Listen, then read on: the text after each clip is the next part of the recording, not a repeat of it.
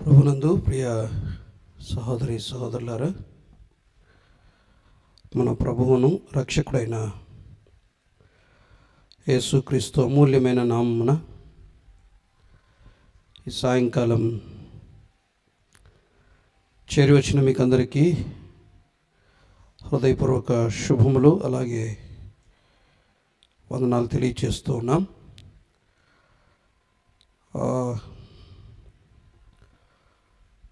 చాలామంది YouTube లైవ్ని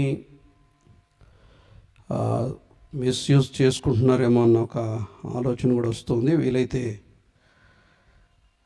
YouTube live Thursday గురువారం ఈసారితో ముగిద్దాం. లైవ్ వస్తుందని చాలామంది సహవాసానికి రాకుండా ఇళ్ళ దగ్గరే ఉండిపోతూ ఉన్నారు. కారణాన్ని బట్టి దీనివల్ల మిస్యూజ్ చేసుకుంటున్నారు. కాబట్టి నెక్స్ట్ వీక్ నుండి కొంతమంది రాగలిగిన పరిస్థితుల్లో ఉండి కూడా రాలేని పరిస్థితుల్లో ఉండిపోతున్న కారణాన నెక్స్ట్ వీక్ నుండి ఆలోచించేద్దాం. ఒకవేళ రాగలిగిన వాళ్ళు వచ్చి కేవలం వృద్ధులు పెద్దలైన వాళ్ళ కోసం మాత్రమే దీన్ని ఉపయోగించుకుంటే సరిపోతుంది. దయచేసి ఒకవేళ యూట్యూబ్ లైవ్లో మీరు ఎవరైనా వింటూ ఉంటే ఈ మనవి మీకే. దయచేసి దీన్ని దుర్వినియోగం చేయొద్దండి. వాస్తవానికి ఇతర స్థలాల్లో ఉన్న కొద్దిమంది అభ్యర్థన, తర్వాత చాలామంది పెద్దలైన వారు, వృద్ధులైన వారు, రాలేని స్థితిలో ఉన్న వాళ్ళ కోసం అని చెప్పి మనం లాక్డౌన్ టైంలో ఏర్పాటు చేసింది కంటిన్యూ చేస్తున్నాం. దయచేసి ఈ విషయాన్ని అర్థం చేసుకొని రాగలిగిన వారు తప్పకుండా మందిరానికి రండి. బైబిల్ స్టడీలో తప్పనిసరిగా మీరు పాల్గొనాలని, ప్రత్యక్షంగా హాజరు కావాలని ప్రభు పేరిట ప్రేమతో మనవి చేస్తూ ఉన్నాం. దేవుని వాక్యాన్ని చదువుకుందాం. దేవుని గ్రంథంలో నుండి ఆదికాండం 25వ అధ్యాయం, 27వ అధ్యాయం, 2 అధ్యాయాల్లో కొన్ని వచనాలు అక్కడక్కడ చదువుదాం. ఆదికాండం 25వ అధ్యాయం 27వ వచనం. ఆ చిన్నవారు ఎదిగినప్పుడు ఏశావు వేటాడుట యందు నేర్పరి అయి అరణ్యవాసిగా ఉండెను. యాకోబు సాధువై గుడారములలో నివసించుచుండెను. 27వ అధ్యాయం చదువుదాం. 27వ అధ్యాయం 18వ వచనం. అతడు తన తండ్రి యొద్దకు వచ్చి నా తండ్రి అని పిలవగా అతడు ఏమి నా కుమారుడా, నీవెవరవని అడిగాను. అందుకు యాకోబు, నేను ఏశావు అను నీ జ్యేష్ఠ కుమారుడను. నీవు నాతో చెప్పిన ప్రకారము చేసి ఉన్నాను. నీవు నన్ను దీవించుటకై దయచేసి లేచి కూర్చుండి నేను వేటాడి తెచ్చిన దానిని తినుమనెను. ప్రార్థన చేద్దాం. నమ్మదగిన తండ్రి, మీకు స్తోత్రం చెల్లిస్తున్నాం. 2 3 నా నామమున కూడి ఉంటే వారి మధ్య ఉంటానని సెలవిచ్చిన దేవుడు మా ప్రభువా, విస్తారమైన విశ్రాంతిని అనుభవించి మీ సన్నిధిలో ఇంతకాలం మేము చేరి రాలేకపోయాం. అనుకూలత ఉంది, అన్ని పనులు చేసుకోగలుగుతున్నాం. కానీ మీ సన్నిధిని నిర్లక్ష్యం చేస్తున్న వారిని మీ సన్నిధిలో ఈ రాత్రి జ్ఞాపకం చేసుకుంటున్నాం. ప్రభువా, ఇళ్ళ దగ్గర ఉండటానికి అలవాటు పడ్డారు. మీరే అలవాటును మాన్పించండి. గతంలో వలె మరలా మీ సన్నిధిని కనపడటానికి, కూర్చోవటానికి వారికి మనసు దయచేయండి. హృదయాలను మీరే ప్రేరేపించమని ప్రార్థిస్తున్నాం. ఈ రాత్రి మాతో మాట్లాడండి. మీ ప్రియ కుమారుడు యేసుక్రీస్తు ప్రభువును గణపరచండి. అల్పుడు, నిష్ప్రయోజకుడు, ఎన్నిక లేని వాడైన మీ దాసునైన నన్ను జ్ఞాపకం చేసుకోండి. అర్హతలను, యోగ్యతలను, అనుభవాలను బట్టి కాక కేవలం మీ కృపను బట్టి ఉపయోగించుకోండి. సంఘ క్షేమము కొరకై మీ ప్రియ కుమారుని మహిమార్థమై మీ దాసుడనైన నన్ను ఉపయోగించి మహిమ పొందుమని క్రీస్తు యేసు అమూల్యమైన నామమున వినయమనస్తో స్తుతించి ప్రార్థిస్తూ ఉన్నాం మా పరమ తండ్రి. ఆమేన్. ప్రభునందు ప్రియ సోదరి సోదరులారా, ఈ రాత్రి వేళ ఆది కాండములో నుండి 2 అధ్యాయాలు మనం చదవాలి. కానీ 2వ అధ్యాయంలో ఒక 2 వచనాలు మాత్రమే అవసరం కొరకై మనం చదువుకోవడం జరిగింది. యాకోబు జీవితంలో నుండి కొన్ని సంగతులు ఆలోచించేద్దామని ధ్యానాన్ని మనం ప్రారంభించాం. గత వారం 3 వ్యక్తిత్వాలు లేకపోతే 3 వ్యక్తులను గురించి మనం ఆలోచించేసాం. 3 పర్సనాలిటీస్, డిఫరెంట్ పర్సనాలిటీస్. యాకోబు ఎక్కడ నుండి ఆయా స్థలాలలో కనిపిస్తాడు. కనిపించే స్థలాలలో నుండి కొన్ని పాఠాలు వింటూ మనం వెళ్దాం. 25, 27 అధ్యాయాల్లో తండ్రి ఇంట ఉన్న యాకోబును చూస్తాం. తండ్రి ఇంట ఉన్న యాకోబును చూస్తాం. గత వారమే జ్ఞాపకం చేసుకున్నాం కదా. 28వ అధ్యాయంలో దేవుని ఇంట ఉన్న యాకోబు, అదే దేవుని ఇల్లు, దేవుని మందిరం అని మనకు కనిపిస్తుంది. తరువాత 29, 30, 31 అధ్యాయాలలో 29, 30, 31 అధ్యాయాలలో లాబాను ఇంట యాకోబును చూస్తాం. కొన్ని హౌసెస్లో, గుడారాల్లో కనిపిస్తాడు. 32వ అధ్యాయంలో 32, 33 అధ్యాయాలలో సుక్కోతులో ఉన్న యాకోబును చూస్తాం. యాకోబు అక్కడ సుక్కోతులో కనిపిస్తాడు. ఆ తర్వాత అధ్యాయాలలో తిరిగి సొంత ఇంటికి వస్తాడు. కనాను ఆయన తిరిగి వస్తాడు. ఆ తర్వాత చివరి అధ్యాయాలలో ఐగుప్తులో ఉన్న యాకోబును చూస్తాం. వరుసగా ఆయా స్థలాలలో ఉన్నటువంటి యాకోబు జీవితంలో నుండి కొన్ని అనుభవాలు ఈ దినాల్లో మనం ఆలోచన చేస్తూ వెళ్దాం. 25, 27 అధ్యాయాలలో 2 స్థలాలలో తండ్రి ఇంట ఉన్న యాకోబును చూస్తాం. తండ్రి ఇంటిలో ఉన్నటువంటి యాకోబును మనం చూస్తాం. రైట్. ఈ తండ్రి ఇంటిలో ఉన్నటువంటి మొత్తం వ్యక్తులు ఎంతమంది వ్యక్తులు ఒకవేళ గుడారాల్లో నివసించుంటారంటే ముఖ్యంగా ప్రాథమికంగా అంటే మనకు తెలిసిన వ్యక్తుల పేర్లు ఈ గుడారంలో మనకు కనిపిస్తారు.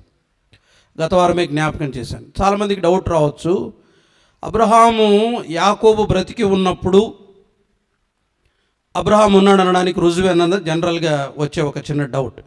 అబ్రహాం బ్రతికిన సంవత్సరాలెన్ని? అబ్రహాము మొత్తం బ్రతికిన సంవత్సరాలెన్ని? 25వ అధ్యాయంలో ఉంది, 7వ వచనంలో. ఎన్ని? 175 అని ఉంది. రైట్, ఓకేనా? అబ్రహాం బ్రతికిన సంవత్సరాలు 175. ఇస్సాకు పుట్టినప్పుడు అబ్రహాం వయసు ఎంత? టక్మని చెప్పాలి. ఇస్సాకు పుట్టినప్పుడు అబ్రహాము వయసు ఎంత? క్లియర్గా ఉంది బైబిల్లో. అబ్రహాము వయసు ఇస్సాకు పుట్టినప్పుడు ఎన్ని సంవత్సరాలు? 100 సంవత్సరాలు. ఓకేనా? 100 years. రైట్. ఇస్సాకుకు ఎన్ని సంవత్సరాలప్పుడు వివాహం అయింది? 40 ఏళ్ళప్పుడు. సో ఇప్పుడు ఎంత? 100 + 40. ఎప్పుడు ఎంత అయింది? 140 అయింది. అంతేనా? రైట్. ఎన్నేళ్ల తర్వాత ఇస్సాకుకు పిల్లలు పుట్టారు? 20 ఏళ్ల తర్వాత. 60 ఏళ్ల వయసులో వీళ్ళిద్దరు జన్మించారు. మనం గత వారం ఆలోచించేసాం 25వ అధ్యాయంలో. అప్పుడు మళ్ళీ 40కి 20 కలపండి, 160. సో యాకోబు ఏశావులు పుట్టినప్పుడు అబ్రహాం వయసు ఎంత ఉంటుంది? 160 సంవత్సరాలు ఉంటుంది. అబ్రహాం బ్రతికిన సంవత్సరాలు ఎన్ని అంటే ఇంకెన్ని సంవత్సరాలు మిగిలాయి? 15 సంవత్సరాలు మిగిలాయి. ఆ 15 సంవత్సరాల వయసు వరకు, అంటే యాకోబుకు 15 ఏళ్ళు వచ్చేంత వరకు అబ్రహాం ఎక్కడున్నట్టు ఇప్పుడు లెక్క? వీరితోనే ఉన్నట్టు లెక్క. సో ఆ కారణాన్ని బట్టి అబ్రహాముతో పాటు యాకోబు ఏశావులు పెరిగారు అన్నది నిజం, వాస్తవం. ఎందుకు అంటే దానికి ఒక బెస్ట్ ఎగ్జాంపుల్ ఏంటంటే మనం అదే ఆలోచన చేయబోతున్నాం. ఈ ఇంటిని గురించి ఆలోచన చేద్దాం. ఈ ఇంటిలో ఉన్నటువంటి కొన్ని సంగతులను గురించి ఆలోచన చేద్దాం. తండ్రి ఇల్లు చెప్పాలంటే ఇది ఇస్సాకు ఇల్లు. ఇస్సాకు ఇంటిలో ఉన్నటువంటి సంగతుల గురించి ఆలోచన చేద్దాం. చూడండి ఎంతమంది వ్యక్తులు కనిపిస్తారు. మొత్తం 4 పర్సనాలిటీస్ గత వారం ఆలోచన చేశాం. 4 వ్యక్తిత్వాలు కనిపిస్తాయి. 4 భిన్నమైన వ్యక్తిత్వాలు, 4 భిన్నమైన విధానాల్లో మనకు కనిపిస్తారు. అయితే ప్రాముఖ్యంగా కనిపించే మనం ఆలోచన చేస్తున్న వ్యక్తి ఎవరు? యాకోబు. యాకోబు పరిచయాన్ని గురించి ఆలోచించినప్పుడు యాకోబు కోరికలు ఆత్మ సంబంధమైనవా, భౌతిక సంబంధమైనవా? చెప్పండి. యాకోబు చేసినవి ఏవైనా సంపాదించుకున్నవి భౌతిక సంబంధమైనవా, ఆత్మ సంబంధమైనవా? మోసం చేశాడు నిజమే, అబద్ధం ఆడాడు నిజమే. వేటి కోసం? భౌతిక సంబంధమైన వాటి కొరకు, ఆత్మ సంబంధమైన వాటి కోసం. ఆత్మ సంబంధమైన వాటి కోసం, అందులో అనుమానమే లేదు. అదే యాకోబు ఆశ సరి అయిందే కానీ ఆశను నెరవేర్చుకోవటానికి యాకోబు ఉపయోగించినటువంటి విధానం సరి అయింది కాదు. ఓకేనా? మనం అది గత వారం జస్ట్ పోయిన వారందే నేను మరొకసారి రిపీట్ చేస్తా ఉన్నాను. రైట్. యాకోబు అంతరంగంలో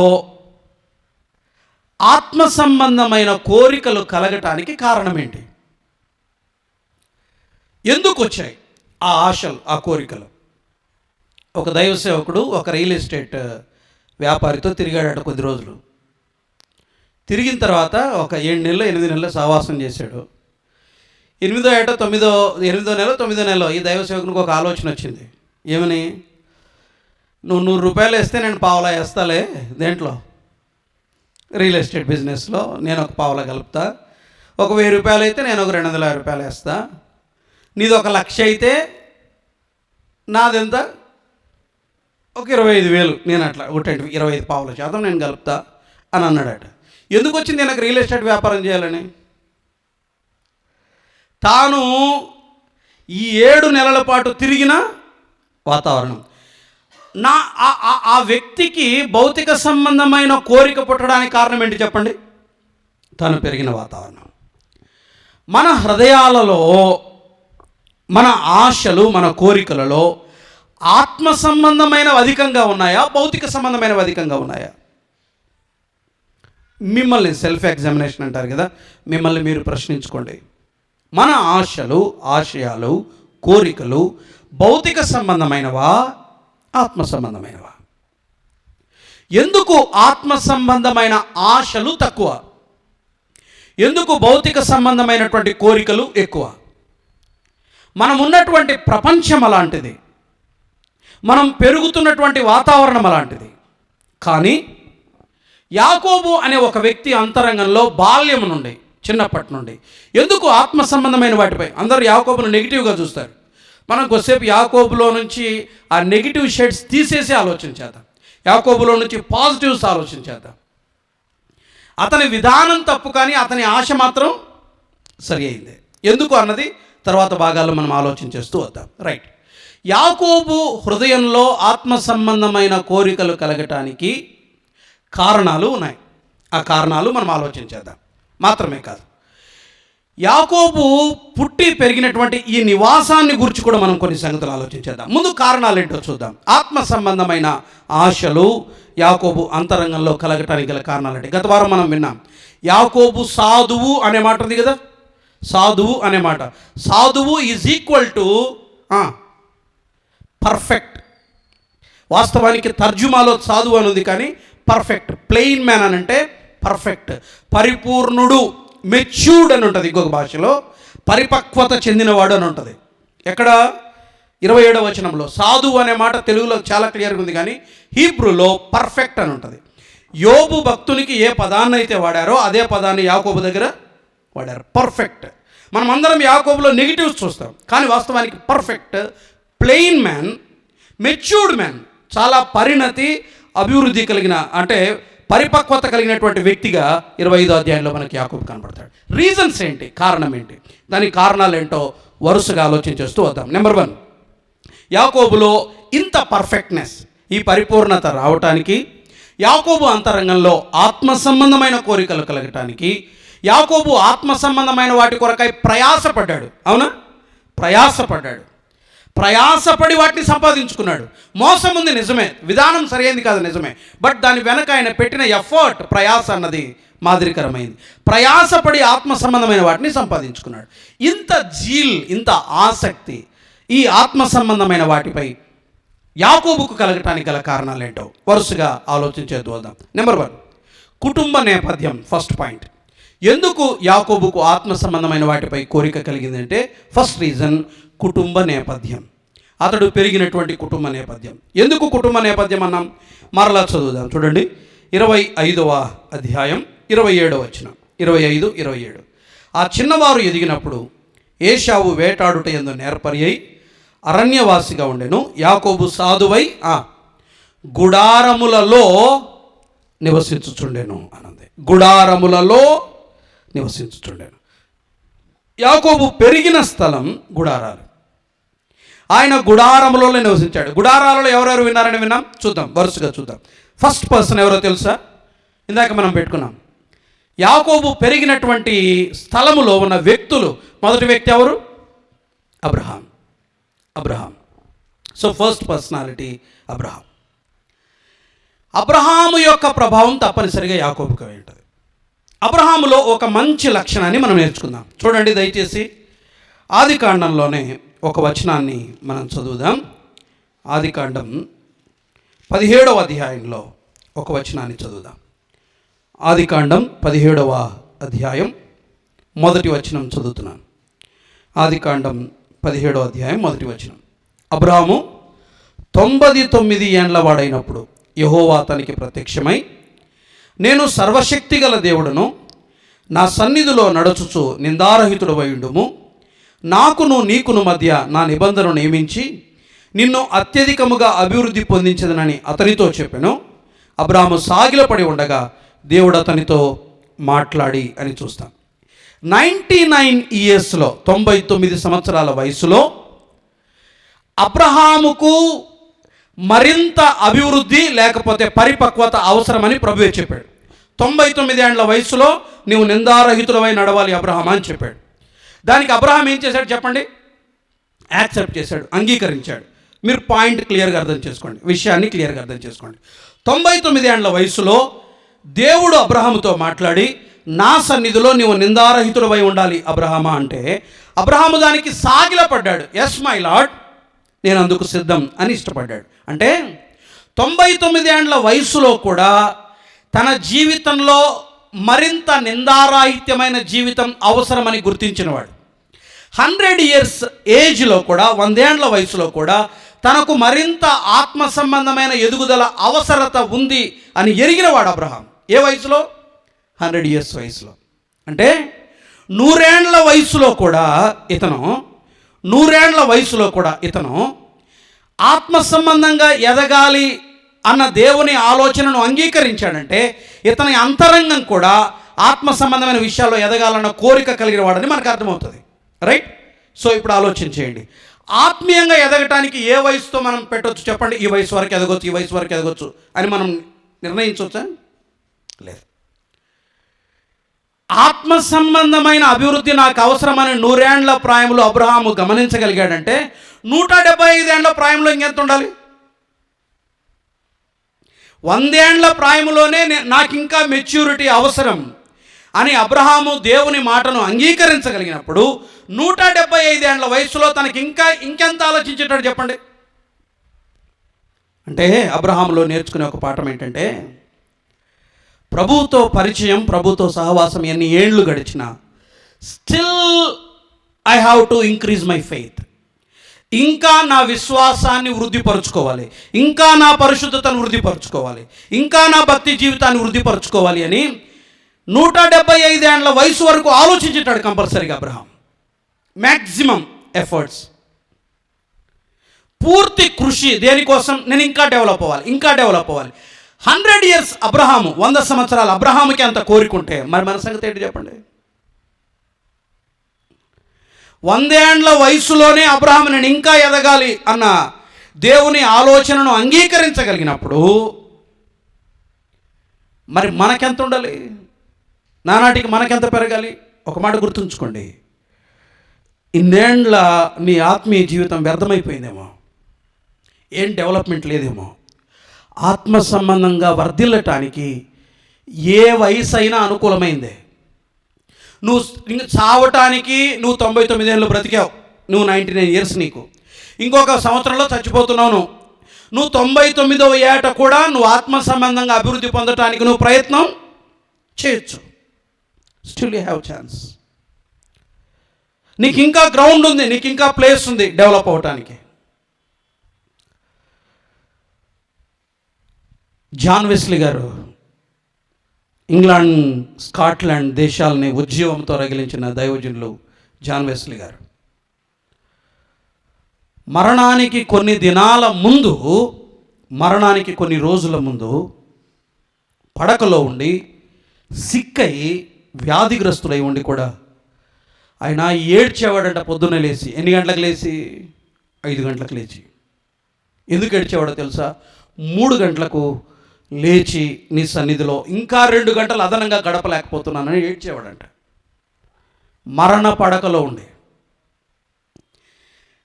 ప్రకటించాల్సినంత సువార్త ప్రకటించాడు, రాయాల్సిన పుస్తకాలు రాశాడు, సంపాదించినన్ని ఆత్మలు సంపాదించాడు, చేయాల్సిన ప్రయాసంతా ప్రయాసపడ్డాడు. ఇంకా ప్రభు సన్నిధిలో గడపాలన్న తాపత్రయం ఎందుకని ఆయనకు? బైబిల్లో ఇంకొక భక్తుని చూద్దాం. చూడండి ఒకసారి, తిమోతికి వ్రాసిన 2వ పత్రిక. అపోస్తులుడైన పౌలు తిమోతికి వ్రాసిన 2వ పత్రిక 4వ అధ్యాయం 12-13 వచనాలు చూడండి. నీవు వచ్చినప్పుడు నేను త్రోయలో కర్పునొద్ద ఉంచి వచ్చిన అంగీని, తర్వాత ఏమన్నాడు? పుస్తకములను, ముఖ్యముగా చర్మపు కాగితములను తీసుకొని రమ్ము. దానికంటే ముందు వచనాలు ఏమని రాశాడు చూడండి. దానికంటే ముందు వచనాలు ఏమని రాశాడు? 6వ వచనం, నేను ఇప్పుడే పానార్పణముగా పోయబడుచున్నాను, నేను వెడలిపోవు కాలం సమీపమై ఉన్నది అన్నాడు. వెడలిపోయే కాలం సమీపమైంది, పానార్పణంగా పోయబడుతున్నాడు, త్వరలో తాను చనిపోతున్నానని పౌలుకు తెలుసు. కొన్ని దినాలలో మరణించబోతానని తెలిసినటువంటి పౌలు మళ్ళా తిమోతికి ఏమని రాశాడు? పుస్తకాలు తీసుకురా, కాగితాలు తీసుకురా. ఎందుకు పుస్తకాలు తెమ్మనింటాడు? ఎందుకు కాగితాలు తెమ్మనింటాడు? మరణానికి కొన్ని దినాల ముందు, కొన్ని వారాల ముందు కూడా పౌలుకు ఇంకా ఏదో రాయాలన్న తపన ఉంది, ఇంకా ఏదో చదవాలన్న తపన ఉంది. పుస్తకాలు తీసుకురా, పుస్తకాలు తీసుకురా తిమోతి, పుస్తకాలను తీసుకురా. జీవితం చాలా ఉంది మనకు, జీవితం చాలా ఉంది. చెప్పలేం ఎప్పుడు లోకాన్ని వదిలిపెట్టి వెళ్తాం, అది కూడా నిజం. ఈ వయస్సులో ఆత్మ సంబంధంగా ఎదగాలన్న తాపత్రయం, కోరిక నీకు ఎంత ఉంది? అబ్రహాములో నేర్చుకోవలసిన పాఠం అదే. 175 ఏళ్ళ అబ్రహాం ఆత్మ సంబంధమైన వాటిపై అతనికి ఉన్న ఆసక్తి తప్పనిసరిగా యవ్వనునిపై ప్రభావితం తప్పనిసరిగా చేసింటాడు. కుటుంబ నేపథ్యం అది. చెప్పాలంటే పర్వత శిఖరం భక్తిలో ఎవరు? అబ్రహాం. ఒక పర్వత శిఖరాగ్రం భక్తి జీవితంలో. అంతటి మహా గొప్ప భక్తుడు ఒకే గుడారంలో యవనస్తునితో పాటు పెంచబడ్డాడు. అందుకే ఆత్మ సంబంధమైన కోరికలు ఎక్కువ ఉన్నాయి. భౌతిక సంబంధమైన వాటిపై ఎందుకు ఆశ చెప్పండి? నీ చుట్టూ ఉండే అట్మాస్ఫియర్ అది, నీ చుట్టూ ఉండే పరిస్థితులు, వాతావరణం అది. ఒకటే చీరలు కొనాలి, చీరలు కొనాలి, చీరలు కొనాలి తాపత్రయం ఎందుకుంటా చెప్పండి? మార్కెట్లో కొత్త షర్ట్ వచ్చిందా, కొత్త షర్ట్ వచ్చిందా, కొత్త షర్ట్ వచ్చిందన్న తాపత్రయం ఎందుకుంటా చెప్పండి? అట్మాస్ఫియర్. నా ఫ్రెండ్స్ రోజుకు నెలకు కొత్త షర్ట్ వేస్తాడు, ప్రతి ఆదివారం కొత్త అంగి వేస్తాడు. ఆటోమేటిక్ వాటితో ఫెలోషిప్ చేస్తే నాకు వచ్చేది ఏంటి చెప్పండి? నా కోరికలు అలాగే ఉంటాయి. చక్కగా ధ్యానించేవాడు పొద్దున్నే కాల్ చేసి, రోజు నాకు కొత్త థాట్ వచ్చింది అన్న, ఇట్లా మాట్లాడాడు ప్రభు అని నాతో ఒకడు ప్రతిరోజు చెప్తూ వచ్చాడు అనుకోండి, ఆటోమేటిక్గా నా మనసు కూడా ఎటువైపు వెళ్తుంది చెప్పండి? నేను చదవాలా? వాడికి కొత్త థాట్స్ వస్తున్నప్పుడు, ఆ దైవజనుడికి కొత్త థాట్స్ వస్తున్నప్పుడు నాకెందుకు రాకూడదు? మొన్నకు ఆయన అన్నాడు, నేను ట్రాన్స్లేషన్ కొత్తగా ఈ మధ్యలో చేస్తున్నాను, ఒక కాపీ 75 రూపాయలు ఇస్తారు, ఆయన నేను ఫ్రీగా చేస్తున్నాను నేర్చుకోవటానికి అని. నాకు అనిపించింది, ఆయనతో పాటు దాదాపు కొన్ని గంటలు మాట్లాడుకుంటూ వెళ్ళాం, నేను ఎందుకు ప్రయత్నం చేయకూడదు? అఫ్కోర్స్ నేను పర్ఫెక్ట్ కాదు ఇంగ్లీష్లో. మనం పెరిగే వాతావరణం, నీ అట్మాస్ఫియర్ని సరిగా చేసుకుంటే ఆత్మ సంబంధంగా మన కోరికలు కూడా ఎక్కువ అవుతాయి. ఎలాంటి ఆత్మ సంబంధమైన ఆశలు లేకపోవటానికి కారణం ఏంటంటే మనం పుట్టి పెరుగుతున్నామే ఈ చుట్టూ ఉండే వాతావరణం. ఇదే రీజన్. 100 ఏండ్ల వయసులో నేను ఇంకా ఎదగాలి అనే కోరిక కలిగిన ఒక భక్తుడు గుడారములో ఉండగా ఆ భక్తుని జీవిత ప్రభావం ఈ యవనస్తునిపై ఉంది. కుటుంబ నేపథ్యం. ఒకటి అబ్రహాము. రెండో వ్యక్తిని చూద్దాం, చూడండి. రెండో వ్యక్తిని చూద్దాం. మరొక వ్యక్తి కనిపిస్తాడు. 25వ అధ్యాయం ఆదికాండం. 25వ అధ్యాయం ఆదికాండం. దానికంటే ముందు 24 చూడండి. 24:63. 24:63. 24వ అధ్యాయం 63 వచ్చింది. సాయంకాలమున ఇస్సాకు పొలములో ధ్యానింపబయలు వెళ్ళి అని ఉంది. తండ్రి ఎలాంటి వాడు చెప్పండి? తండ్రి ఎలాంటి వాడు? ధ్యాన అనుభవము కలిగిన వాడు. ధ్యానించేవాడు మాత్రమే కాదు ఇస్సాకు ఇంకొక అలవాటు కూడా ఉంది. 25వ అధ్యాయం 21 వచనం చూడండి. 25:21. ఇస్సాకు భార్య గొడ్రాలు గనుక అతడు ఆమె విషయమై యెహోవాను వేడుకొనెను, యెహోవా అతని ప్రార్థన వినెను అనుంది. ఇప్పుడు 2 అనుభవాలు ఉన్నాయి తండ్రిలో. ఒకటేంటి చెప్పండి? ధ్యాన అనుభవం ఉంది, ప్రార్థన అనుభవం ఉంది. ప్రార్థన ధ్యాన అనుభవాలు కలిగినటువంటి తండ్రి ఉన్నాడు ఇంట్లో. దాని ఫలితమే యాకోబు అంతరంగంలో ఆత్మ సంబంధమైన వాటిపై కోరిక కలగటానికి కారణం. జ్యేష్ఠత్వం కావాలి, ఆత్మ సంబంధమైన దీవెనలు కావాలి అన్న ఈ యాకోబు ప్రయాస కోరికలు కలగటానికి ఇంత ఎందుకు రిస్క్ తీసుకున్నాడు?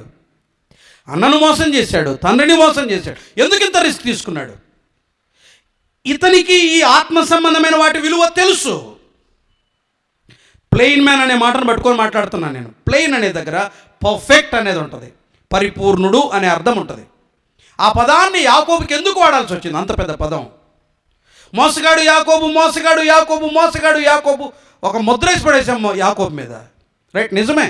ఆయన విధానాలు సరైనవి కాదు, బట్ ఆయన కోరుకున్నవి, ఆయన ఆశపడ్డవి. ఆలోచించేయండి. ధ్యాన ప్రార్థన అనుభవాలు కలిగినటువంటి తండ్రి ఆ గుడారంలో ఉన్నాడు అతనితో పాటు.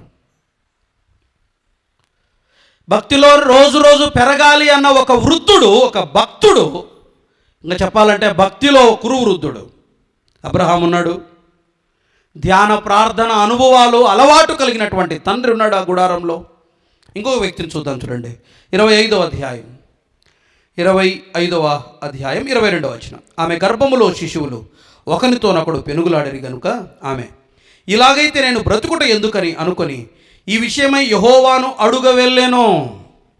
జీవితంలో జరిగే ప్రతి సంఘటన వెనుక ప్రభువా ఎందుకు ఇలా, నీ చిత్తం ఏంటి అని అడిగే అలవాటు కలిగిన తల్లి కూడా ఉంది. ప్రాబ్లం వచ్చింది ప్రభు దగ్గరికి, ఎందుకు ఇలా, నాకెందుకు ఇలా? ఆమె అడిగింది ప్రభువుని, ఎందుకు ఇలా, దిస్ మచ్ పెయిన్, ఇంత నొప్పి నాకెందుకు ప్రభువా? వీళ్ళిద్దరూ నా గర్భంలో ఉండి పోరాటానికి కారణం ఏంటి? నీ చిత్తం ఏంటి విషయంలో? ప్రతి సమస్య దగ్గర దేవుని చిత్తం కొరకై అన్వేషించే ఒక తల్లి ఉంది ఆ గుడారంలో. భక్తి కలిగినటువంటి తండ్రి యొక్క తండ్రి ఉన్నాడు, అబ్రహాం ఉన్నాడు. ధ్యాన ప్రార్థన అనుభవాలు కలిగినటువంటి తండ్రి ఉన్నాడు. ప్రతి విషయంలో దేవుని చిత్తాన్ని అడిగి తెలుసుకునే చాలా విషయాల్లో తల్లి ఉంది. దేవుని ప్రణాళిక నెరవేర్చాలన్న ఆశ కలిగిన తల్లి ఉంది. దేవుని చిత్తం, ప్రభువా నీ చిత్తం ఏంటి, నీ ఇష్టం ఏంటి, ఎందుకు ఇలా జరుగుతుంది, ఎందుకు ఇలాంటి ఇన్సిడెంట్స్ అని ప్రభువుని అడిగే తల్లి ఉంది. వీరి ప్రభావమే ఈ భక్తుని అంతరంగంలో ఆశలు పుట్టడానికి కారణం. ప్రియులరా, మన కుటుంబ వాతావరణాలు ఎలా ఉన్నాయి? తండ్రులుగా ఉన్నాం, మన పరిస్థితి ఏంటి? మన కుటుంబ వాతావరణాలు ఎలా ఉన్నాయి? ఎందుకని చాలాసార్లు అంటే కుటుంబ నేపథ్యం భక్తుల కుటుంబాల్లో నుండి చాలామంది భక్తులు వచ్చారు. మీరు గమనించండి, భక్తులే వచ్చారు. చాలా వరకు భక్తి కలిగినటువంటి పిల్లలే వచ్చారు. కొన్ని ఫ్యామిలీస్ ఫెయిల్యూర్ అయ్యాయి, కానీ చాలా వరకు మంచి మంచి భక్తులు పుట్టుకొచ్చారు. బాయిడ్ నికల్సన్ అని ఉంటాడు ఒక ఆయన, వండర్ఫుల్ మిషనరీ. ఆయన కుమారుడి పేరు ఇప్పుడు జూనియర్ జాన్ బాయిడ్ నికల్సన్ అని ఉంటాడు. అద్భుతమైన వర్తమానికుడు. వాళ్ళ పిల్లలు ఇప్పటికీ వర్తమానికులుగా, ప్రసంగికులుగా వెళ్తూనే ఉన్నారు. ఎవరు దారి తప్పలా. వారు పెరుగుతున్న వాతావరణం, మన కుటుంబ నేపథ్యం, మన కుటుంబ వాతావరణం ఎలా ఉంది? ఆత్మ సంబంధమైన కోరికలు కలగటానికి కారణం అదే. ఒకటి ఫ్యామిలీ, కుటుంబ నేపథ్యం కారణం. రెండవది చూడండి, రెండవ సంగతి ఆలోచన చేద్దాం. యాకోబులో ఆత్మ సంబంధమైన ఆశలు పుట్టడానికి మరొక రీజన్ మనం చూద్దాం. చూడండి, ఇలా రాసుకోండి. అతడు సంపాదించుకున్న జ్ఞానం అనొచ్చు. The knowledge what he acquires. తాను సంపాదించుకున్న జ్ఞానం ఏంటి? నేను సంపాదించుకున్న జ్ఞానం. పాయింట్ నెంబర్ 1, 25వ అధ్యాయం 33వ వచనం. యాకోబు, నేడు నాతో, లేకపోతే 31 చూడండి, 25, 31. అందుకు యాకోబు, నీ జ్యేష్ఠత్వము నేడు నాకిమ్మని అడుగగా అన్నది. ఎవరు చెప్పారు జ్యేష్ఠత్వం యొక్క విలువ ఇతనికి? ఏశావు ఏమన్నాడు? జ్యేష్ఠత్వం దగ్గర కూడా ఏమన్నాడు చూడండి, నేను చావబోతున్నాను కదా, జ్యేష్ఠత్వం నాకెందుకు అన్నాడు. 34లో ఏమనుంది? అట్లు ఏశావు తన జ్యేష్ఠత్వమును నాకెందుకు జ్యేష్ఠత్వం అన్నాడు. ఒకడు తృణీకరించి వెళ్ళిపోయాడు ఒకతను. ఇతనేమన్నాడు? కష్టపడి సంపాదించుకున్నటువంటి ఆ ఎర్రటి వంటకాన్ని ఇది తీసేసుకో, మొత్తం తీసేసుకో, అవసరమైతే నా ఆస్తి అయినా తీసేసుకో, but I need birth right. నాకు బర్త్ రైట్ కావాలి, ఆ జ్యేష్ఠత్వపు హక్కు నాకు కావాలి. ఎందుకని జ్యేష్ఠత్వం? ఎవరు చెప్పారు జ్యేష్ఠత్వం యొక్క విలువ? ఇతడు సంపాదించుకున్న జ్ఞానం ఆత్మ సంబంధమైంది. ఇతని కుటుంబ నేపథ్యం, ఇతని జ్ఞానం, జ్యేష్ఠత్వాన్ని గురించి ఇతడు సంపాదించుకున్న జ్ఞానం. ఒక 2-3 వచనాలు. అసలు ఈ పంచకాండాలలో ప్రాథమికంగా కనిపించే విషయం ఏంటంటే బర్త్ రైట్, జ్యేష్ఠత్వం. చూడండి, 1-2 వచనాలు వరకు అట్లా జ్ఞాపకం చేసుకుందాం. 1-2 విషయాలు జ్ఞాపకం చేసుకుందాం. మొదటిది ఒకసారి చూడండి, ఆది కాండంలోనే గత వారం మనం చదువుకున్నాం. మరొకసారి మనం ఆ లేఖన భాగాల్ని చదువుకొని వద్దాం. ఆ జ్యేష్ఠత్వాన్ని గురించి ప్రస్తావించబడిన కొన్ని విషయాలు ఒకట్లా అక్కడక్కడ జ్ఞాపకం చేస్తున్నాను. మొదటిది ఆది కాండం 43-33 చూడండి. 43వ అధ్యాయం 33వ వచనం. జ్యేష్ఠుడు మొదలుకొని కనిష్ఠుని వరకు వారు అతని ఎదుట తమ తమ ఈడు చొప్పున కూర్చుండిరి గనుక అనుంది. ఎందుకు జ్యేష్ఠుడు మొదలుకొని ప్రస్తావించబడింది? జ్యేష్ఠుడు మొదలుకొని అని ఉంటుంది. అంటే జ్యేష్ఠుని స్థానం జ్యేష్ఠునిదే, కనిష్ఠుని స్థానం కనిష్ఠునిదే. జ్యేష్ఠత్వం యొక్క విలువను ఎరిగినవాడు యాకోబు. ఎవరు చెప్పారు యాకోబుకి? 100% డౌటే లేదు. ఎవరు చెప్పింటారు చెప్పండి? అబ్రహామే, లేకపోతే తెలిసే అవకాశమే లేదు. భక్తి కలిగిన అతని తండ్రి అయినా చెప్పిండాలి, అతని తాత అయినా చెప్పిండాలి. లేకపోతే జ్యేష్ఠత్వం యొక్క విలువ యాకోబుకు తెలిసేది కాదు. సంపాదించుకున్నాడు ఆ జ్ఞానాన్ని, ఆత్మ సంబంధమైన జ్ఞానాన్ని సంపాదించుకున్నాడు. అతడు సంపాదించుకున్న జ్ఞానం. జ్యేష్ఠత్వం అంటే ఏంటి? జ్యేష్ఠుడు మొదలుకొని అనే మాట కనిపిస్తుంది. పంచకాండాల్లో దాదాపు 5 కాండాలలో జ్యేష్ఠత్వం యొక్క ఇంపార్టెన్స్ రాయబడింది. ఇప్పుడు చదవటానికి కుదరదు, కానీ ఊరికలా జ్ఞాపకం చేసుకున్నాం. మరొక సందర్భాన్ని చూద్దాం. ఏంటి జ్యేష్ఠత్వం యొక్క ప్రాధాన్యత? ద్వితీయోపదేశకాండం 21వ అధ్యాయం చూడండి. ద్వితీయోపదేశకాండం 21వ అధ్యాయం 17వ వచనం చదువుదాం. ద్వితీయోపదేశకాండం 21వ అధ్యాయం 17వ వచనం. 21:17 చదువుతారు ఎవరైనా తీసింటే? 21:17. ద్వేషించబడిన దాని కుమారునికి తండ్రి తన ఆస్తి అంతటిలో రెట్టింపు భాగం ఇచ్చి వానినే జ్యేష్ఠునిగా ఎంచవలెను. జ్యేష్ఠుని గురించి ఒక మాట రాయబడింది, వీడు వాని బల ప్రారంభము గనుక జ్యేష్ఠత్వ అధికారము వీనిదే అని ఉంది.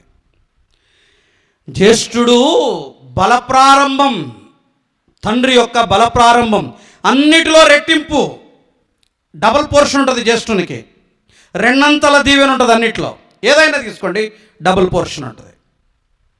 బల ప్రారంభం, జ్యేష్ఠుడు వీని బల ప్రారంభం అని అన్నాడు.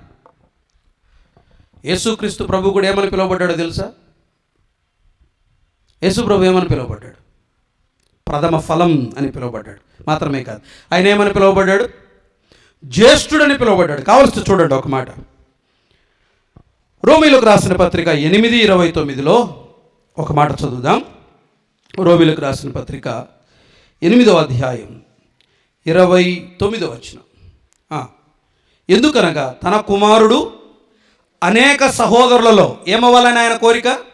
జ్యేష్ఠుడగునట్లు. యేసుక్రీస్తు ప్రభువు కూడా ఆయన జ్యేష్ఠుడగునట్లు. హెబ్రీ పత్రిక చూడండి, ఊరికలా చదువుతున్నాను అంతే. హెబ్రీ పత్రిక 1వ అధ్యాయం 6వ వచనం. హెబ్రీలకు రాసిన పత్రిక 1వ అధ్యాయం 6వ వచనం. తెలిసిన వచనమే కదా. ఆది సంభూతుని మరలా రప్పించినప్పుడు, అక్కడ ఆది సంభూతుడు ఉంది కదా, జ్యేష్ఠుడు ఆది సంభూతుని మరలా రప్పించినప్పుడు తన కుమారుని గురించి మాట్లాడుతూ ఆయన చెప్పిన మాట ఇది. దేవదూతలందరూ ఆయనకు నమస్కారం చేయవాలని ఆయన చెప్పాడు. జ్యేష్ఠుడు, తన కుమారుడు జ్యేష్ఠుడగునట్లు, అందరిలో జ్యేష్ఠుడగునట్లు. తండ్రికి చాలామంది కుమారులు ఉన్నారు, పరలోకపు తండ్రికి, కానీ ఒక్కడే జ్యేష్ఠుడు. ఎవరు ఆయన? ప్రభు అయిన యేసుక్రీస్తు. జ్యేష్ఠుడే. జ్యేష్ఠత్వానికి ఉండే విలువ, ప్రాధాన్యత వేరు. ఆ జ్యేష్ఠత్వం యొక్క విలువ నెరిగినవాడు ఎవరు? యాకోబు. ఎవరు నేర్పించారు? ఇంట నేర్చుకున్నది. అతడు సంపాదించుకున్న జ్ఞానం. ప్రియులరా, లోక సంబంధమైన జ్ఞానాన్ని సంపాదించుకోండి, తప్పులేదు. ఆత్మ సంబంధంగా మనము ఆర్జించిన జ్ఞానం ఎంత? ప్రశ్న సూటిగా మీకే. వింటున్నారా? చాలామంది యవన పిల్లలు ఉన్నారు. హలో, వింటున్నారా? చాలా ప్రశ్నలకు మన దగ్గర బదులు ఉండదు అడిగితే. బయట విషయాల్లో కావలసినంత నాలెడ్జ్ మనం అక్వైర్ చేస్తున్నాం. ఎందుకు ఆత్మ సంబంధమైన కోరికలు తక్కువ అంటే, ఆత్మ సంబంధమైన జ్ఞానం మన దగ్గర లేదు. మనకు తెలిసింది కలగూర వంటకం మాత్రమే. ఏది? ఆ ఎర్రటి వంటకం. దాని వెంట వెళ్తాం, కానీ జ్యేష్ఠత్వం వెంట మనం పరిగెత్తాం. మనకు జ్యేష్ఠత్వం విలువ తెలియదు. మనకేం కావాలి? కనిపించేవి కావాలి, ఎర్రగా ఉండేవి కావాలి. దాని గురించి తెలుసుకుంటాం. ఈ వంట ఎట్లా చేయాలి, దీని మీద నాలెడ్జ్ ఉంటుంది. కానీ జ్యేష్ఠత్వము కొరకైన ఆశ యాకోబులో కనిపిస్తుంది. నీకెందుకు స్పిరిచువల్ డిజైర్స్ లేవో తెలుసా? ఎందుకు ఆత్మ సంబంధమైన కోరికలు లేవో తెలుసా? ఆత్మ సంబంధమైన జ్ఞానం లేదు. ఆత్మ సంబంధమైన జ్ఞానం లేదు. తెలుసుకోవాలన్న తాపత్రయం లేదు. లేఖనాన్ని తరచి చదివే అలవాటు లేదు. నాకు తెలిసిన ఒక అక్క ఉంది, అది ఒక డిస్ట్రిక్ట్ హెడ్ క్వార్టర్. ఎక్కడ క్విజ్ జరిగినా పార్టిసిపేట్ చేస్తుంది. First place or second place guarantee, damn sure. ఎంత పెద్ద తలపండిన మేధావులైనా రానివ్వండి, 1 లేదా 2 వస్తాను అంతే. First place or second place. ఎప్పుడైనా పొరపాటున, నాకంటే చాలా పెద్దదే, బంధువులు కూడా అవుతారు, పొరపాటున ఫోన్ చేసి మాటలు పెడితే, బైబిల్లో ఏదైనా విషయాలు మాట్లాడితే, క్వశ్చన్స్ అడిగితే తల తిరిగిపోతుంది. నాకు ఆన్సర్స్ ఉండవు. ఎక్కడెక్కడో అడుగుతుంది, ఏమేమో అడుగుతుంది ఆమె. ఎందుకంత? భర్త సేవకు పోతే, పిల్లల పనికి పోతే ఆమె చేసే పని ఒకటే, జస్ట్ రీడింగ్ బైబిల్. ఉన్న ఒకే ఒక హ్యాబిట్ ఏంటంటే వంట చేయడం, తర్వాత బైబిల్ చదవడం. నాకు తెలిసిన విషయం, ఇప్పటికీ నేర్చుకుంటానే ఉంది. ఎందుకని లేదు చెప్పండి? లేఖనాన్ని తెలుసుకోవాలన్న జ్ఞానం ఎందుకని లేదు మన అంతరంగాల్లో? ఎందుకు ఆత్మ సంబంధమైన కోరికలు లేవంటే, ఆ జ్ఞానం మన దగ్గర లేదు, స్పిరిచువల్ నాలెడ్జ్ లేదు, ఆ విజ్డమ్ మన దగ్గర లేదు. ఎన్నిసార్లు చదువుతున్నాం గ్రంథాన్ని? ఎంత సమయం గడుపుతున్నాం దేవుని గ్రంథం దగ్గర? ఎన్ని విషయాలు తెలుసుకున్నాం ఇప్పటి వరకు? 66 పుస్తకాలపై మనకి ఎంత అవగాహన ఉంది. ముస్లిమ్స్ పిల్లలు 12 ఏళ్ల ప్రాయం వచ్చేసరికి ఖురాన్లో చాలా విషయాలు నేర్చుకొని బయటికి లోకంలోకి వెళ్ళిపోతారు పిల్లలు. అందుకని వాళ్ళని ఎవరు కదిలించలేరు తెలుసా, వాళ్ళ ఫెయిత్ని ఎవరు ఇట్లా మూవ్ చేయలేరు. 6 to 12 years వారు నేర్చుకునే ఖురాన్, వారు నేర్చుకునే ఆ దైవజ్ఞానం, వారు అనుకుంటారే ఆ దైవజ్ఞానం అని. తర్వాత వారు 16 ఏళ్ళలోడు క్యాప్ పెట్టుకొని వాడికి స్టైల్ ఉండదు, జీన్ ప్యాంట్ ఉండదు, టీ షర్ట్ ఉండదు. మనకు విపరీతమైన టెంప్టేషన్స్. వాడు జీన్ ప్యాంట్ వేసాడు, నేను జీన్ ప్యాంట్ వేయాలి. వాడు టీ షర్ట్ వేసాడు, నేను. ఎందుకు మనకి కోరికలు? వాళ్ళకి ఎందుకు లేవు? Just white and white kurta pyjama వేస్తాడు, పైన ఒక క్యాప్ పెట్టుకుంటాడు, చిన్న గడ్డం, వచ్చి రాని గడ్డం, అది కారంగా కనిపిస్తుంటుంది. ఎందుకు లెక్క చేయడు చెప్పండి? 5 మార్లు తప్పనిసరిగా నమాజ్ చేస్తాడు. ఎక్కడి నుంచి వచ్చింది ఆ ఫౌండేషన్? మిగతా పిల్లల మాదిరి ఎందుకు వారు ఉండట్లేదు? వారు ఎందుకు స్టైల్గా ఉండట్లేదు? వారు సంపాదించుకున్న జ్ఞానం. ఎందుకు మనం ఇలా? దేవుని జ్ఞానాన్ని సంపాదించుకోవాలన్న మక్కువ ఇసుమంతైనా లేకపోవటం మన ఈ దౌర్భాగ్య స్థితికి కారణం. యాకోబులో ఆత్మ సంబంధమైన కోరికలు, యాకోబులో ఆత్మ సంబంధమైన ఆశలకు కారణం ఏంటంటే అతడు సంపాదించుకున్న జ్ఞానం, అతడు ఆర్జించిన జ్ఞానం. జ్యేష్ఠత్వం ఏంటో తెలుసు, జ్యేష్ఠత్వ హక్కులేంటో తెలుసు, దాని ఫలితాలేంటో తెలుసు. వంట లేకపోయినా పర్లా, ఆహారం లేకపోయినా పర్లా, నాకు బర్త్ రైట్ కావాలి, నాకు జ్యేష్ఠత్వపు అధికారం కావాలి అని కోరుకున్నవాడు. ఇంకొక అనుమానం కూడా ఉంది, ఊరిక జస్ట్ ఒక తలంపు మాత్రమే. జ్యేష్ఠత్వం యొక్క అధికారం యాకోబు కోరుకున్నాడంటే తప్పనిసరిగా నాకు డౌట్ ఏంటంటే వీళ్ళిద్దరి మధ్య ఎవరెవరికి, తల్లికి యాకోబుకు మధ్య మంచి ఇంటిమస్ ఉంది. తల్లితో ఏం చెప్పాడు ప్రభు అప్పుడు? ఎందుకు ప్రభు ఇద్దరు ఎట్లా కొట్లాడుతున్నారంటే తండ్రి, అప్పుడు పరలోకపు తండ్రి చెప్పిన మాట ఏంటి చెప్పండి? ప్రభు చెప్పిన మాట ఏంటి? వీరిలో పెద్దవాడు చిన్నవాడికి దాసుడు అవుతాడు. తప్పనిసరిగా చెప్పింటది. దేవుని చిత్తం నాకు ఇలా చెప్పాడన్న సంగతి ఆ తల్లి తప్పకుండా చెప్పింటది. నేను ఇలా నమ్ముతా. అతడు దాన్ని కూడా నమ్మాడు. కాబోలు తల్లి చెప్పిన దాన్ని నమ్మాడు, దేవుని మాటను విశ్వసించాడు. కాబట్టి అంత వెంపర్లాడాడు జ్యేష్ఠత్వం కొరకై యాకోబు. నేను మళ్ళీ చెప్తున్నా, అతని విధానాన్ని సమర్థించట్లేదు, కానీ అతని ఆశ మాత్రం, అతని కోరిక మాత్రం సమర్థనీయమైంది. దాన్ని తప్పనిసరిగా ప్రశంసించాలి, అంగీకరించాలి. అతడు సంపాదించిన జ్ఞానం అతని హృదయంలో ఆత్మ సంబంధమైన ఆశలు, కోరికలు పుట్టడానికి రెండవ కారణం. మూడవ స్థానం దగ్గరికి వద్దాం. చూడండి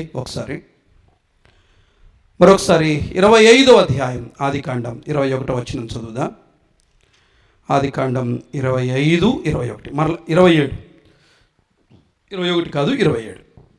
ఆ చిన్నవారు ఎదిగినప్పుడు ఏశావు వేటాడుట యందు నేర్పరి అయి అరణ్యవాసిగా ఉండెను. యాకోబు సాధువై గుడారములలో నివసించుచుండెను అన్నది.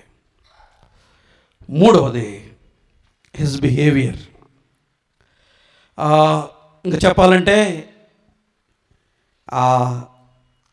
వ్యక్తిత్వం అందామా, స్వభావం అందామా, అతని ఆలోచన విధానం అందామా, మీరేమైనా పెట్టుకోండి. అక్కడ నాకు ఇక్కడ ఏం ఖచ్చితంగా ఫిక్స్ చేయాలో అర్థం కాల. ఏశావు అడవుల వెంట తిరుగుతూ ఉండగా యాకోబుకి ఎందుకు గుడారంలో ఉండాలనిపించింది చెప్పండి? ఏశావు అడవుల వెంట తిరుగుతుండగా రుచిగల వేట మాంసాన్ని తీసుకొని వస్తుండగా ఈయన ఎందుకు గుడారాల్లో ఉండాల్సి వచ్చింది? సాధువుగా, ప్లెయిన్ మ్యాన్గా, పర్ఫెక్ట్గా ఎందుకు గుడారంలో ఉండాలని ఎందుకు వచ్చింటో చెప్పండి? ఏ కారణమై ఉంటుంది? అన్నేమో లోకంలో తిరుగుతున్నాడు, అరణ్యంలో తిరుగుతా ఉన్నాడు. తమ్ముడేమో ఇంట్లోనే ఉండిపోయాడు. బయట తిరగాలన్న కోరిక, ఆశ ఏమీ లేదు ఇతనిలో. ఇతడు గుడారంలోనే ఉండిపోయాడు. సాధువై గుడారములలో నివసించుచుండెను అనుంది. అతని స్వభావం అందమా, అతని ఆశయాలంటారా, అతని కోరికలు అంటారా, అతని లక్ష్యం అంటారా? నేను ఇలా జ్ఞాపకం చేస్తాను. అతని జ్ఞానం మూడవది అతనికున్న ఆశయాలు, అతనికున్నటువంటి లక్ష్యం, తన ఎదుట ఉన్నటువంటి గోల్, తనకున్నటువంటి యాంబిషన్, తనకున్నటువంటి కోరిక ఏంటి అంటే జ్యేష్ఠత్వం. వేరే మైండ్ లేదు యాకోబులో అసలు. అతని ప్రయాసంతో దానికోసమే. పుట్టేటప్పుడు మడిమ పట్టుకొని వచ్చాడు. ఇతని ఆశయాలు కూడా, లక్ష్యాలు కూడా భిన్నమైనవే, డిఫరెంట్గా ఉన్నాడు. ఇతని మూమెంట్స్ డిఫరెంట్గా ఉన్నాయి. ఏశావు కంటే భిన్నంగా ప్రవర్తించిన వాడు ఇతను. ఒక తండ్రి నేను చెప్తుండగా విన్నాను, పెద్దోడి ఇంపాక్ట్ మా చిన్నోడి మీద ఎక్కువ ఉంది అనేవాడు ఒక తండ్రి. నేను కూడా చెప్తా, చాలాసార్లు ఈ చిన్న పాప సొంత ఒపీనియన్స్ ఉండవు అస్సలు. తన ఓన్ ఒపీనియన్ చాలాసార్లు చెప్తుంది. పెద్ద బాబు చెప్తుంది చిన్న బాబుకి, నువ్వు అట్లా ఉండకూడదే, నీకేది ఇష్టమో అదే తీసుకుంటే, లేదు అక్క ఏది తీసుకుంటే అదే, అంతే. అక్కకి ఏదైతే అదే, ఇప్పటికీ అంతే, ఈరోజు వరకు అంతే. అట్లా ఈ పెద్ద బాబు ఏం చెప్తుంది, అట్లా ఉండకూడదు, నీకు సొంతంగా ఉండాలి ఒకటి, నీకు ఏ కలర్ అదే వినదు, నువ్వేది తీసుకుంటే నాకు అదే, అంతే. ఇంక వేరే నెక్స్ట్ కాంప్రమైజే ఉండదు. పెద్దవాళ్ళ ప్రభావం చిన్నాళ్ళపై ఉంటుంది తప్పనిసరిగా. ఎందుకని ఏశావు ప్రభావం యాకోబుపై పడలా? ట్విన్స్కి ఇంకొకటి ఉంటుంది అలవాటు, దాదాపుగా వాళ్ళ టేస్ట్లు కూడా సిమిలర్గా ఉంటాయి, వాళ్ళ ఇష్టాలు సిమిలర్గా ఉంటాయి. కానీ ఎందుకని అలా లేడు యాకోబు? His behaviour. అతని ఆశయాలు వేరుగా ఉన్నాయి, అతని లక్ష్యాలు వేరుగా ఉన్నాయి, అతని కోరికలు వేరుగా ఉన్నాయి. ఏమేమో కావాలని ప్రయాసపడుతున్నాం కదా మనం. మన మన మన యాంబిషన్స్ వేరు, మన లక్ష్యాలు వేరు, మన ఆశయాలు వేరు. ఒకడికి పిచ్చి పిచ్చగా సంపాదించాలని, ఇంకొకడు ఇంకా జీవితం అంటే ఇంకా గవర్నమెంట్ ఉద్యోగమే, ఇంకా లేకపోతే అది మానవ జీవితమే కాదని ఇంకొక ఆయనకి గవర్నమెంట్ ఉద్యోగం లేకపోతే వాడు మనిషే కాడు. ఈ టైప్ ఆఫ్ మెంటాలిటీతో బ్రతుకుతున్నాం మనం కాదా? గవర్నమెంట్ జాబ్ లేకపోతే ఇంకా లేదు, జీవితమే లేదు, ఇంకా అయిపోయాయి. మన ఆశయాలు వేరుగా ఉన్నాయి. ఏం కావాలని, ఎక్కడికి వెళ్ళాలని తాపత్రయం, ఏం సంపాదించాలని తాపత్రయం, ఎక్కడికి ప్రయాణం, దాని కొరకు ఎంత విలువ చెల్లించడానికైనా సిద్ధపడ్డాడు యాకోబు. కేవలం దీవెన కొరకు, ఆశీర్వాదం కొరకు ఎంత విలువ చెల్లించడానికైనా సిద్ధపడ్డాడు. వంటకాన్ని వదిలిపెట్టాడు. ఇక్కడ నష్టానికి కూడా సిద్ధపడ్డాడు. తండ్రి గమనించి నింటే 27వ అధ్యాయంలో. కానీ అతని ఆశలు ఆత్మ సంబంధమైనవి. ఆశయాలు, అతని కోరికలన్నీ వీటి మీద ఉన్నాయి. మన కోరికలు వేటి మీద, మన ఆశయాలు వేటి మీద. 2 డిఫరెంట్ క్యారెక్టర్స్. మరొకరిని వెంబడించలా, ఏశావును వెంబడించలా, లోకం వెంట పరిగెత్తలా. నా కాలేజ్ అన్నా, నా స్కూల్ అన్నా, నా ఇల్లు అన్నా, నా ఫ్రెండ్స్ అన్నా నాకు బాగానే ఉండాలని ఉంటుంది. ఏశావు రైట్ పర్సన్ కాదు, బట్ యాకోబు ఎన్నడూ ఫాలో అవలా, గుడారంలోనే ఉండేవాడు. ఏశావు యొక్క ప్రభావం యాకోబుపై పడలా. హీఈస్ యూనిక్, అంతే. తాను సపరేట్, నేను ఇంతే. నువ్వు తిరిగితే తిరుగు అరణ్యంలో, నువ్వు బ్రతికితే బ్రతుకు అరణ్యంలో, నువ్వు లోకం వెంట అంతా తిరుగుతావు, తిరుగు, నేను తిరగను, నేను గుడారంలోనే ఉంటా, నేను ఇక్కడే నివసిస్తా, నేను సాధువుగానే ఉంటా, నేను ప్లెయిన్ మ్యాన్గానే ఉంటా. తిరిగినోడు ఏమయ్యాడు చూడండి, చూద్దాం. 25వ అధ్యాయం 30వ వచనం. తిరిగిన వాడు ఏమయ్యాడు? 25-29. ఒకనాడు యాకోబు కలగూర వంటకం వండుకొనుచుండగా ఏశావు అలసిన వాడై పొలములో నుండి వచ్చి, నేను అలసి ఉన్నాను అన్నాడు. అంతే. నువ్వు లోకాన్ని ఎంత ప్రేమిస్తావో లోకం నిన్ను అలయ చేస్తుంది, అంతే. నువ్వు అలసిపోతావు, అంతకుమించి ఏం దొరకదు. లోకం నిన్ను అలయ చేస్తుంది, లోకం నిన్ను అలసిపోయేలా చేస్తుంది. చిన్న కుమారుడు అంటాడు, దూరదేశంలో నుండి ఒక మాట అంటాడు, నేనైతే ఇక్కడ ఆకలికి చచ్చిపోతున్నాను. ఎక్కడ? లోకంలో. లోకం నిన్ను చంపేస్తుంది, లోకం నిన్ను అలయ చేస్తుంది, నీ దగ్గర ఉన్నవన్నీ తీసుకుంటుంది. లోకం అతన్ని అలయ చేసింది, తనకున్నవన్నీ పోగొట్టింది. కానీ యాకోబు ఎవరో తెలుసా? అలసట తీర్చినవాడు. అలసినవాడు ఏశావు అయితే అలసట తీర్చినవాడు ఎవరు? యాకోబు. వినండి, ఈ రాత్రి వేటి మీద ఆశలు మనకు, వేటిపై మన లక్ష్యాన్ని పెట్టుకున్నాం, వేటిపై మన గురిని పెట్టుకున్నాం, వేటిపై మనం మనస్సును పెట్టుకున్నాం, వేటిని గురించి ఆలోచన చేస్తున్నాం. ఒక వచనం మొన్ననే చదువుకున్నాం, ఆ వచనం మరొక్కసారి చదువుకొని వద్దాం. ఫిలిప్పీలకు రాసిన పత్రిక. Is different, is unique. యాకోబు అందరిలా అన్నను వెంబడించిన వాడు కాదు, ఆయన ఒక ప్రత్యేకమైన వాడు. ఫిలిప్పీలకు రాసిన పత్రిక 4వ అధ్యాయం 8వ వచనం.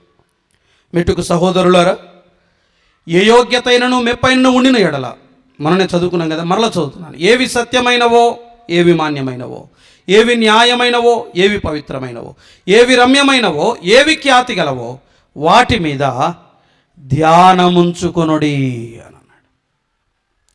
ఏవి ఖ్యాతి గలవో ఆలోచించండి, ఏవి రమ్యమైనవో ఆలోచించండి, వాటి మీద ధ్యానముంచుదాం, వాటి మీద లక్ష్యం ఉంచుదాం, వాటి కొరకై పరిగెడదాం, వాటి కొరకై ప్రయాసపడదాం. పౌలు లక్ష్యాలు వేరు.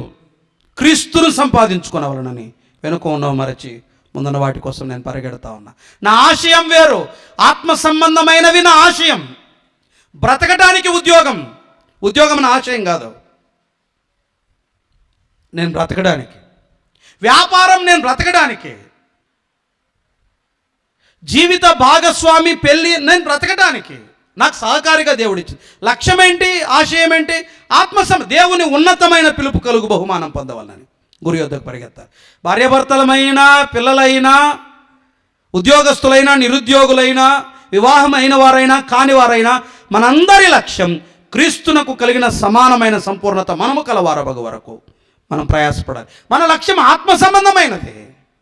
వీటి కోసం ప్రయాసపడతామే. మన తలకాయని భౌతిక సంబంధమైన వాటి కొరకు ఉపయోగించినంత ఆత్మ సంబంధమైన వాటి కొరకు ఉపయోగించింటే ఈ పాటి గొప్ప గొప్ప ప్రసంగికులు పుట్టుకొని వచ్చిండేవాళ్ళు. చాలా నాలెడ్జ్ పాటికి అక్వైర్ చేసిండేవాళ్ళు. ఎందుకు తలంపులు లేవు? ఎందుకు ఆలోచనలు లేవు? ఎందుకు కొత్త తలంపులు రావట్లా? ఎందుకు స్పెండ్ చేయలేకపోతున్నాం? మన ఆశయాలు వేరు. ఇప్పుడు చెప్పండి, ఇప్పుడే ఇట్లా కళ్ళు మూసుకొని చెప్పండి, ఏంటి నీ గోల్, ఏంటి నీ అంబిషన్ ఏంటి? Is it spiritual or secular? ఆత్మ సంబంధమైందా, లౌకిక సంబంధమైందా? చెప్పండి, ఇప్పుడే చెప్పండి. నీ మైండ్లో నీ లక్ష్యం ఏంటి, నీ గోల్ ఏంటి, నీ ఆశయం ఏంటి? వేటి కోసం ప్రయాస? యాకోబుని అడుగుతాడు. యాకోబు ఒక మాట, నా మైండ్లో ఒకే ఒకటి ఉంది, ఏం కావాలి? I need birth right. ఆ జ్యేష్ఠత్వంలో నుండి వచ్చే దీవెనలు నాకు కావాలి, అంతే. ఇంకా వేరే థాట్ లేదు నాకు అంటాడు ఆయన. మన సంగతి ఏంటి? మన ఆశయాలు ఎలా ఉన్నాయి? మన లక్ష్యాలు ఎలా ఉన్నాయి? అవి ఆత్మ సంబంధమైనవేనా? ఒకవేళ ఇప్పటి వరకు అలా ఉన్నాయి మేము, కనీసం మీ రాత్రి పునరాలోచించండి, మళ్ళీ ఒకసారి రీథింక్, మళ్ళీ ఆలోచించండి. ఎస్, నీకు జాబ్ అవసరం కాదనట్లేదు, నీకు చదువు అవసరం కాదనట్లా, నీకు పెళ్ళి అవసరం కాదనట్లా, నీకు ఈ లోకంలో జీవించడానికి అవసరమైన సదుపాయాలు అవసరం కాదనట్లా. బట్ అందుకొరకు మనం బ్రతకట్లా. మనం ఎవరి కోసం బ్రతుకుతున్నాం? రోమపత్రిక తెలుసు కదా, ఒక్క మాట చదివి ఫినిష్ చేస్తాను. రోమీలకు రాసిన పత్రిక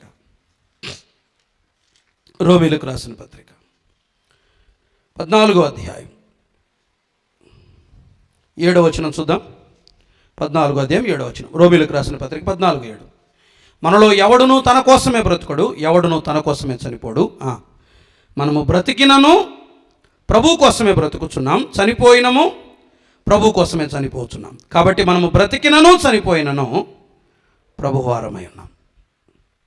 మన కోసం బ్రతకట్లా, ప్రభు కోసం బ్రతుకుతున్నాం, ప్రభు కోసం చనిపోదాం, అంతే. ఇవన్నీ మన జీవనం కొరకు అవసరమైనవి, అంతే. అవి మన ఆశయాలు కాదనట్లేదు, కానీ ఆత్మ సంబంధమైన ఆశయం ప్రధానమైనది కావాలి. చదువు, భక్తిని నిర్లక్ష్యం చేయొద్దు. ప్రయాసపడు, ఆత్మీయతను నిర్లక్ష్యం చేయొద్దు. కాలేజీకి వెళ్ళు, నీ ఉద్యోగం చేయి, నువ్వు అన్నీ చేయి, బట్ భక్తిని నిర్లక్ష్యం చేయొద్దు. అది మన ప్రాథమికమైంది, అది మన ప్రధానమైంది. ఇవన్నీ చేయి, బట్ అది మర్చిపోవద్దు. అదే ప్రాముఖ్యం, అదే ముఖ్యం. ఇవి మనం బ్రతకటానికి అవసరమైన వృత్తి, వ్యాపారం, పని, కూలి, ఇంకేదైనా కానివ్వండి. అతని ఆశయాలు, అతని లక్ష్యం, అతని అంబిషన్స్, అతని గోల్, అతని హృదయంలో ఆత్మ సంబంధమైన కోరికలు పుట్టడానికి కారణం. ఈ రాత్రి ఆలోచన చేద్దాం. మన కోరికలు ఏంటివి? మన ఆశలు ఎలాంటివి? యాకోబును ఒకసారి మనం ఎదుట పెట్టుకుందాం. యాకోబు జీవిత ప్రారంభం, అతని కుటుంబ నేపథ్యం ఒకటి, రెండవది అతడు సంపాదించుకున్న జ్ఞానం, మూడవది అతను తాను ఎదుట పెట్టుకున్న లక్ష్యం. ఇవే అతని హృదయంలో ఆత్మ సంబంధమైన వాటిపై అధిక వాంఛ కలగటానికి కారణం. ప్రియులరా ఈ రాత్రి ఆలోచించేయండి.